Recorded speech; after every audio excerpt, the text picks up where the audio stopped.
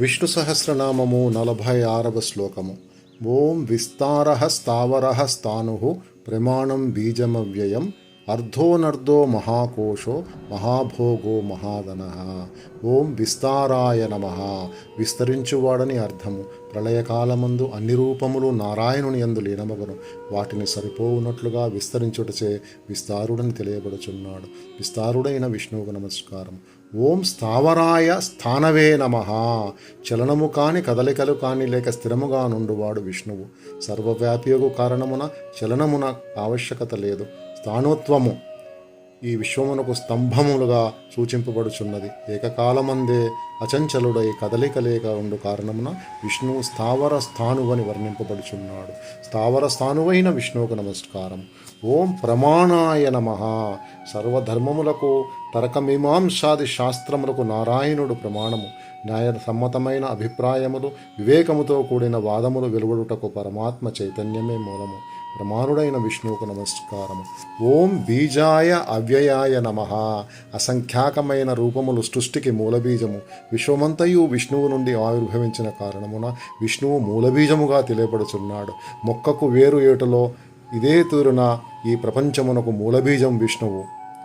నాశము లేనట్టి బీజముకు విష్ణువుకు నమస్కారము. ఓం అర్ధాయ నమః. అందరిచే ఆరాధింపబడుటచే విష్ణువుకు అర్ధాయుడని పేరు కలిగెను. ఆనంద స్వరూపుడొకటచే అందరిచే భజింపబడుచున్నాడు.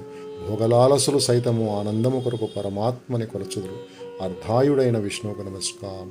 ఓం అనర్ధాయ నమః. కోరికలు వాసనలచే జనించును. వాసనలంతవరకు కోరికలు ఊర్చుండును. వాసనల అంతము కాగానే కోరికలు హరించును. దివ్యానుభూతి పొందిన పిమ్మట వాసనలు అంతమై కోరికలు లేక సంతృప్తి కలుగును. ఈ కారణముచే విష్ణువు అనర్ధుడని చెప్పబడుచున్నాడు. అనర్ధునకు నమస్కారము. ఓం మహాకోశాయ నమః. ఆత్మ పంచకోశములు అన్న ప్రాణ మనోమయ విజ్ఞానమయ ఆనందమయ కోశములు ద్వారా వర్తించుచున్నవి. జగదీశ్వరుడు విష్ణువు ఈ పంచకోశములకు కట్టుబడిన మహాకోశముగా సూచించబడుచున్నాడు. మహాకోశునకు నమస్కారం. ఓం మహాభోగాయ నమః. పరబ్రహ్మము ఆనందమయము. ఆనందో బ్రహ్మ అని శృతివాక్యము. ఆనంద స్వరూపుడకు విష్ణువు తనను కొలుచు భక్తులకు ఆనందమును భోగమును నిచ్చుట వలన మహాభోగునిగా విష్ణువు వర్ణించబడుచున్నాడు. మహాభోగి అయిన విష్ణుకు నమస్కారం. ఓం మహాధనాయ నమః.